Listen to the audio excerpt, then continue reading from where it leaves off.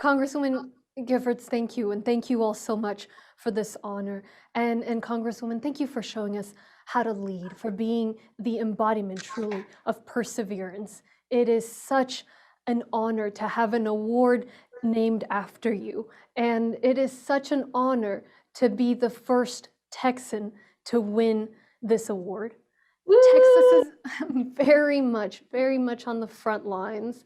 It's in the front lines of the toughest challenges facing this country. We're a state where 20% are uninsured. We are a state where, because of underinvestment, we face enormous challenges to education, where many folks survived the pandemic only to die of carbon monoxide poisoning or hypothermia because the electrical grid failed under corrupt management. As we speak right now, there's a bill headed to the governor's desk that would functionally ban abortion. There's another one that would allow pretty much everybody to openly carry a gun.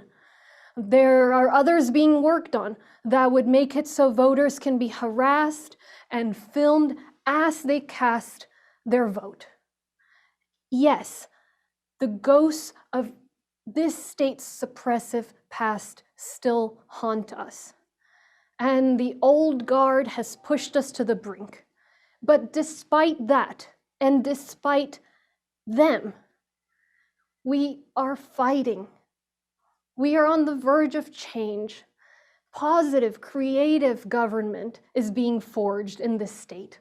Like right here in my home in Houston, Harris County, where my family came after being born in Colombia during the drug war, where I lived the American dream, where I committed myself to provide opportunity for everyone.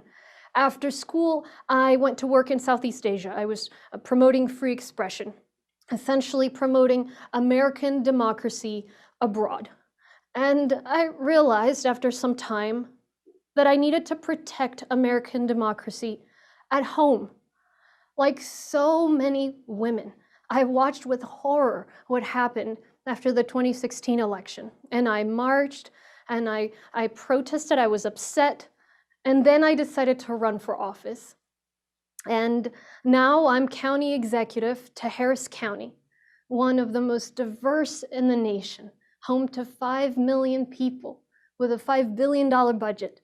And in the 2.5 years I've been in office, we've been able to shift paradigms on the environment, making the largest investment in 30 years, promoting accountability, corporate social responsibility as opposed to perverse incentives, on children, investing in early childhood education and restorative justice instead of building more juvenile detention facilities, on just plain old good government, performance-based budgeting, improving our bond rating, daring to ask what's the best way of doing things, as opposed to just doing things the same way they'd been done because that's the way they'd always been done, on voting, with creative approaches, with best practices leading to the highest turnout in 30 years.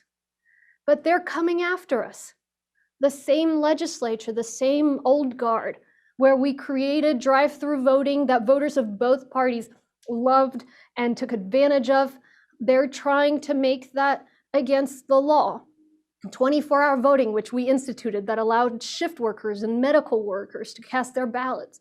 They're trying to legislate that away, where we had smart policies that virtually eliminated lines during the largest election in our history. They're trying to pass laws that would pretty much ensure that there are long lines in our urban areas here in Texas. The old guard is scared of change.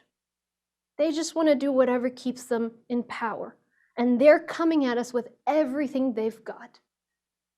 But, as the Congresswoman said, what they don't realize is that tough times breed tough people. And as the late, great Ann Richards said, we've been tested by fire, and the fire lost. You've been tested by fire, and you've persevered. Now, I know that many times it's frustrating, and in a state like this one, at least, and certainly everywhere these days, we feel like We're not able to work proactively, like we're fighting battles that we thought we won already. But we're also winning in other ways. We're creating that change. We're providing hope. We're building those policies. We're getting ready to take charge. Emily Sliss, thank you for this honor. But most of all, thank you for your unabashed trust in women and women's potential.